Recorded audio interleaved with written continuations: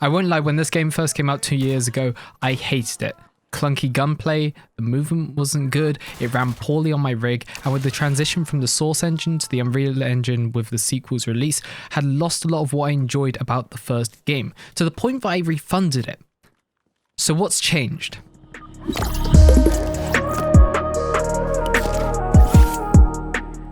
Well, 2 years later I decided to pick the game back up and see how things were. And I was pleasantly surprised. Fun gunplay, amazing voice chat integration, a fun class system, enjoyable game modes, all inside this hardcore realism shooter with tiny minute features that add to the enjoyment. Now, this game isn't a game I'd recommend to everyone. This game's a weird one. On the one hand, it has the markings of a very hardcore realism shooter, but its game modes and some of its map design has it more reminiscent of an arcadey style shooter. And so it fills this rather strange niche that, looking at other shooters just in general, I don't believe any other shooter currently actually does what Insurgency Sandstorm does.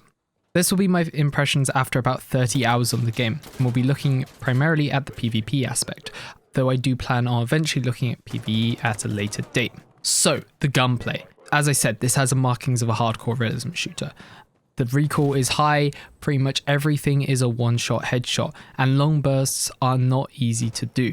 But after about 30 hours and using the recoil attachments on some weapons, I have been able to learn to manage the sprays. Everything feels very satisfying to get kills with, from the pistols to the newly added Desert Eagle to the AKs to the M4s and even the snipers. The snipers feel really good. This enables a very high skill ceiling that, with quick reaction times and a bit of map knowledge, you can absolutely dominate on. And speaking of map knowledge, the maps. I very much like it. There is a very nice variety in the graphical appearance, from snow-peaked mountains to dusty city streets. This game really does have a variety of graphical appearance, and I really like it. And from my experience on Firefight, I didn't actually have a map that I was just like, nah, fuck, I don't want to play this. I will say on push though, there are some choke points that, without some good team coordination, there are going to be these piss take choke points that you have to deal with. Speaking of game modes, we then have 4 main game modes. We have push, frontline, firefight, and domination. Get domination out of the way, plays much like every Call of Duty game you've ever touched. You can pick any of the weapons, any of the class setups you like, and you just run around, gun and stuff. I've basically used this as time to learn the weapons, and if I want to try a different gun that I haven't used before, that's where I will take it. We then have push, which is one team which is defending 3 or 4 objectives, very similar to rush in Battlefield, and the very last objective is a cache point that you have to explode. There are wave modes to this, and if you run out of waves, your team loses the game. Frontline is a tug of war style game with capture points on either side that each team is trying to take one after another, and you have to go in order. So if you have C, the other team has D, you're trying to attack D, and then you can go to E and then F, and vice versa. You're trying to push them all the way back to their spawn. Similar to push, this also has waves that you have to deal with. So if your team runs out of waves, you lose the game no matter how many points you have captured. And each time you capture a point, you do gain some waves to keep respawning. And then we have firefight, my personal favorite game mode. This is a 3-point style game mode with the objective is to capture all the points or eliminate the enemy team. Every time you capture a point, anyone that previously had died will then respawn in, and the cycle continues and continues until one of the teams is crowned the victor. This is first to 3, and whoever wins, wins. This is personally my favorite, but I do feel that maybe in the community that Firefight is lesser looked on, and sadly is one of the quieter game modes as we go into the later hours of the day. We now get onto audio. The first thing that I was very clearly made aware of is how fucking good the directional audio is. It is incredible. You can track someone through a wall perfectly to the door entrance and just gun them down. And that is so good in games like this, being able to know exactly where people are, have the idea of the distance they are, and then just have these full-on John Wick moments as you're just spinning around, hearing footsteps left and right, taking everyone down. It truly is so satisfying. And then on top of that, you can hear bullets whizzing past, the grenades pop off. The game is crisp. It just works. It's very nice, and I'm very happy with how everything sounds, and the guns just feel nice and beefy and meaty.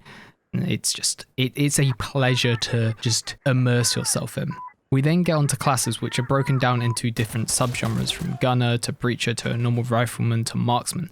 Each one in this section has their specific weapons. So marksman has sniper rifles, gunners have LMGs, breachers have a mixture of shotguns and SMGs, riflemen often have the ARs.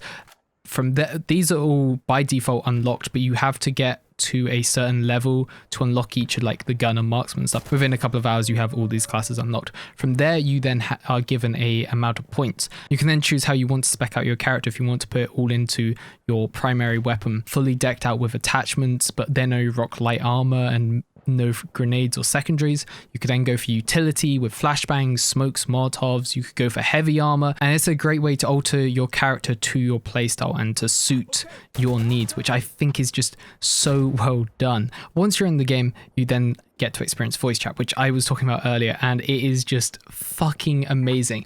So voice chat is a mixture of both radio chat for your team and also proximity chat. So this basically means if you are around the corner and you're talking down voice chat, the enemy can hear you around that corner. And this has led to some absolutely amazing moments, having back and forth banter between both your teammates and the enemies on occasion. It's just so good. And also at the end of each round, there is a global voice chat. So for anyone that misses those CS days at half time, you can have those back with those shit talking days. It feels good. And this is all paired with a reasonably tight knit community. So you will start seeing and hearing familiar faces. But speaking of the player base, it's small, but it's playable. Currently, with the most recent 1.10 update, I believe the average player base peak is at about 4,000 players, with the lowest being around 2,000. This is more than enough to play this game, as it is a 12v12 max, and I've been able to find servers in any game mode at all times of the day that I've been wanting to play on EU servers, I will preface. The only asterisk that is, firefight seems to be at least popular, as I was saying earlier, and around the later hours of the day, around 1 AM, I do struggle sometimes finding fully populated servers, but there was always at least a 4v4 or a 5v5 going on, so I haven't had any issues not being able to find a game at all. Now, one of my gripes with the game is the performance. Now I can brute force it on my rig with a 3080 and a Ryzen 7 5800X, but even then, there are moments where I'm just thinking, this could do with a few more frames, as some of it does run on a 240 Hz mod. So for others, do have caution. It runs on my rig as a very new rig, but for older rigs, you may be struggling if you are trying to aim for these higher frames.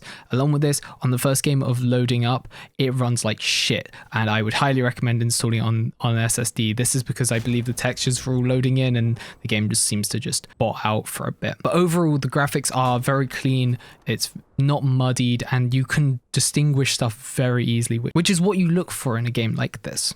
Along with that, smokes are also a bit jank at times. I just as a little warning for anyone running through smokes, you might think you're in the smoke, but you're actually out in the open, just about to get one tap by some dude. But my final thoughts on this game: I think this is a very exciting game if you are interested in these kind of hardcore realism shooters mixed in with a bit more of a arcadey feel. As someone that never really got into games like Squad and Arma, this is a game that I absolutely love. As someone that has a background in CS and Valorant, I will say it's a kind of niche game, so it is not going to be for everyone, but it is fun. And from what I've seen of the dev team, they seem to be rather open with communications and are looking to actively improve on the game. And considering it's still kicking along 2 years later, I am excited for the future of this game overall, and I definitely think it's something that I will be showcasing a little bit more on my channel. With that being said, ladies and gentlemen, boys and girls, and Apache helicopters, that is all for today. I will see you next time with another video. Peace out, toodaloo, and goodbye. Laters.